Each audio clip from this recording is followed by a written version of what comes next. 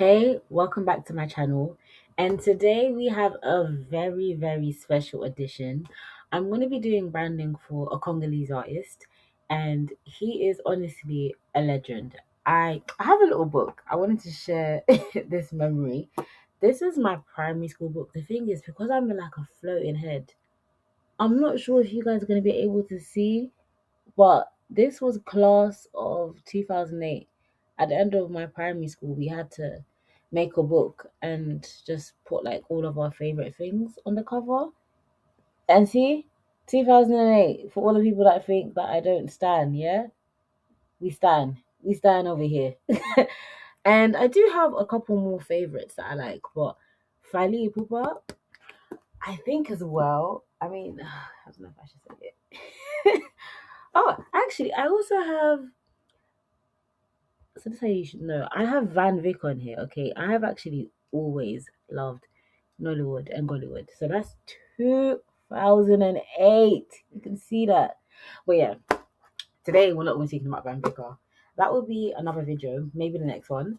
But today we're going to be speaking about the evolution of his career, what he embodies as a personal brand, why he's so important to the Congolese culture, and what he can do to, I don't even want to say cement his legacy because, like I said, his legacy is established. He literally is a legend.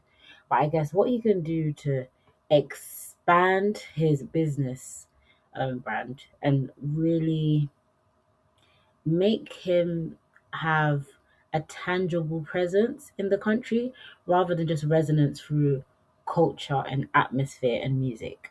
So yeah, if you don't know and you just want to watch the video, Fally Ipupa is a singer from DR Congo, and I believe he originally started with Kofi Olomide. If I'm wrong, I apologize. I kind of just like to do these videos off the top of my head, to be honest, and more so focus on the career. I mean, focus on the personal brand rather than the actual history step by step. But he started off in the background for artists like Kofi Olomide, and he would be a backup dancer, a backup singer, just part of the band. But he always stood out because his waistline, listen, his waistline can do wonders.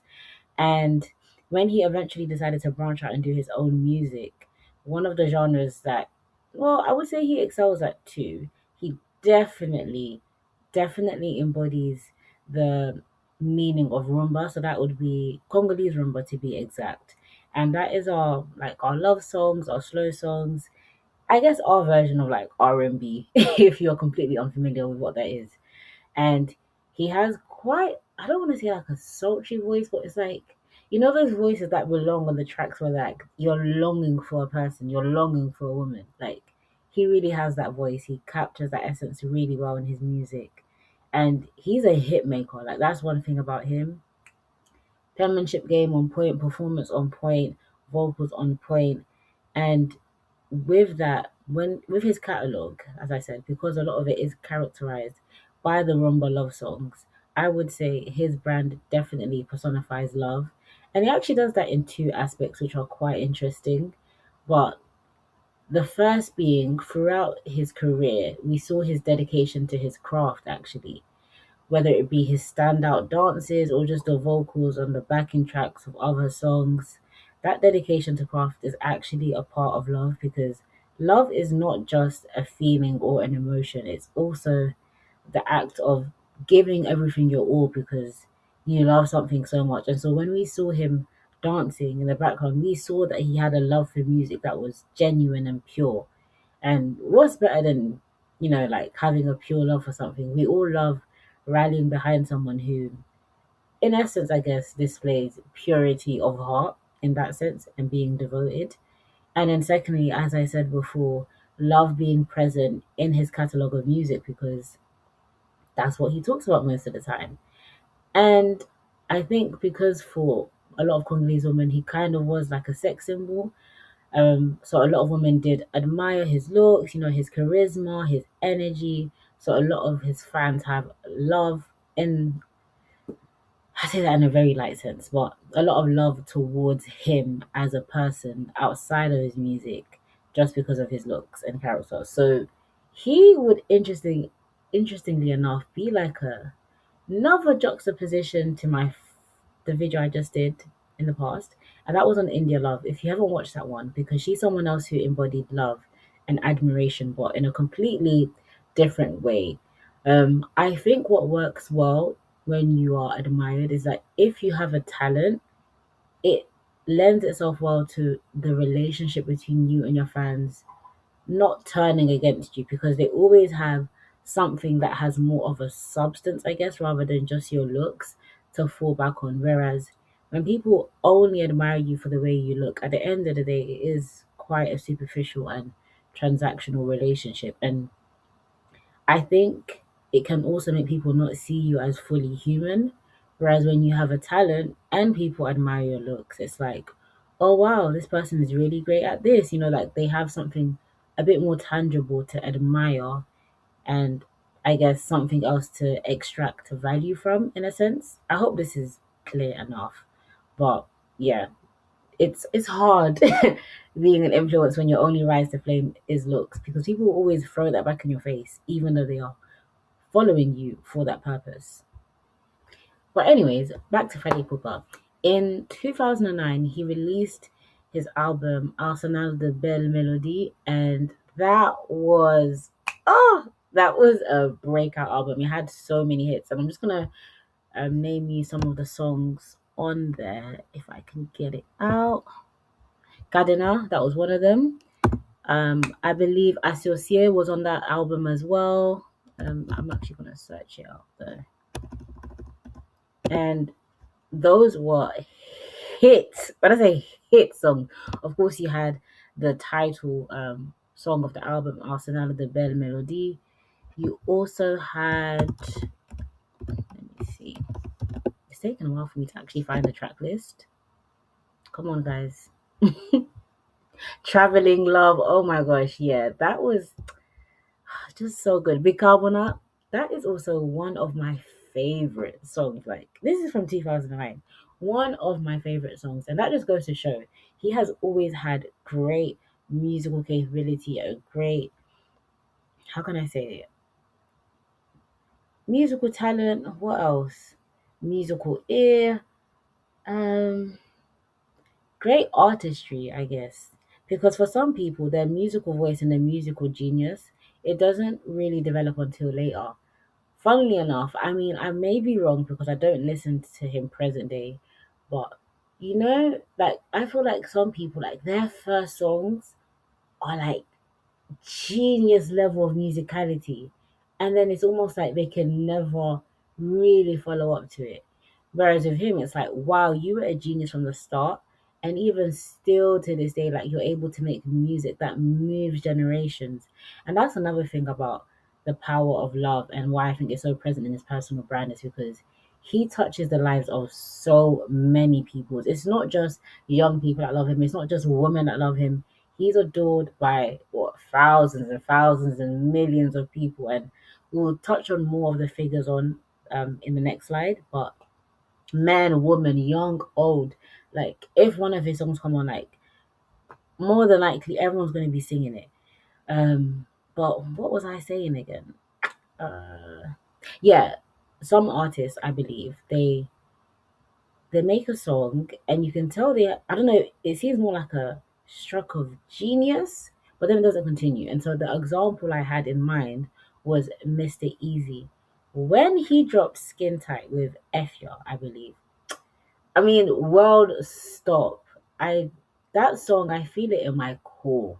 I think I'm one of those people that can feel the sensations of music, especially because I'm a dancer. I love dancing. And yeah, his songs as well, they also have that potency, but at the same time, he was able to develop and he still continues to make music that just moves you straight away. I think that's one of the main characteristics of Congolese music, regardless, but yeah, he's a musical genius for sure. And so it is no wonder that he has continued to rise and escalate and soar in prestige within the music landscape, because, as I mentioned, he did come up underneath the other legends. But even from 2009, he was, like I said, it was a breakout album for him. And he just continued to soar and rise. But I don't, I mean, maybe I'm a bit biased because I didn't really consider him to be like a goat at the time. More so because I love Super Small, so that's more of like the dancing music, and he does that as well. But for some reason, you just have your personal favorites that you tend to gravitate more towards to. And yeah, I think there was a period of time where I myself probably didn't listen to his music as much, but I remember when he did his concert in, I believe it's in the Stade, the Monument. Which one is it? One of, I think, La Défense, yeah, in Paris. I believe it was either 2023 or 2024. And I remember there were so many protests going on about his protest because for a long time there have been some issues with Congolese artists being able to perform in Europe again. But he broke records with that concert. And I hate to say it, but sometimes you need a little bit of controversy to remind people of who you are. At the time, he'd already released his album. Is it Mayday? I don't know if the album's called Mayday, but Mayday was the breakout single from that album. So I'm gonna have to double check. Probably wasn't called Mayday. What was the album? Oh, Formula 7, if I say it in English. But yeah, so it's not like I didn't know that he was like producing hit after hit still.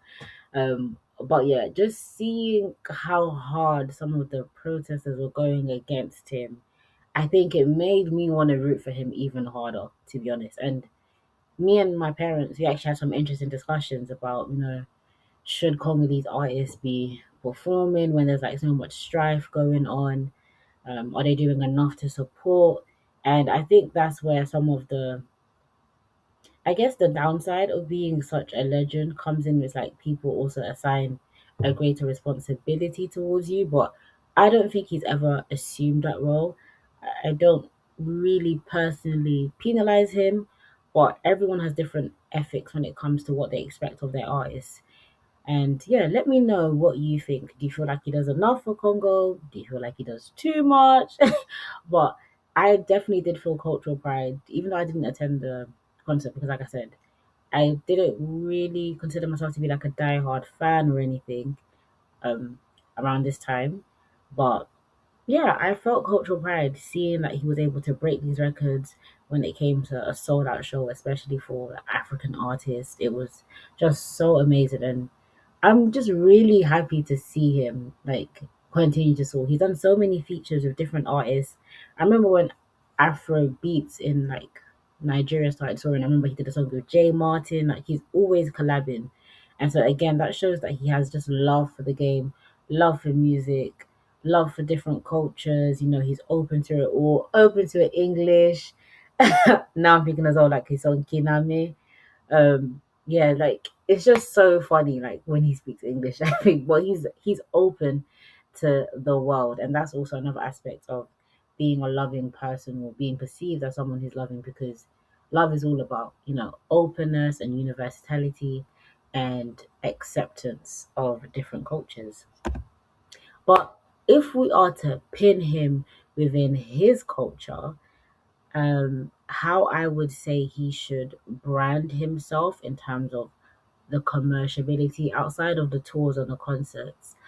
I think his image definitely lends itself well to having some kind of like something tied to the sapper. Not that he has the sapper identity. And if you don't know what a sapper is, it's a society of ambient and elegant people.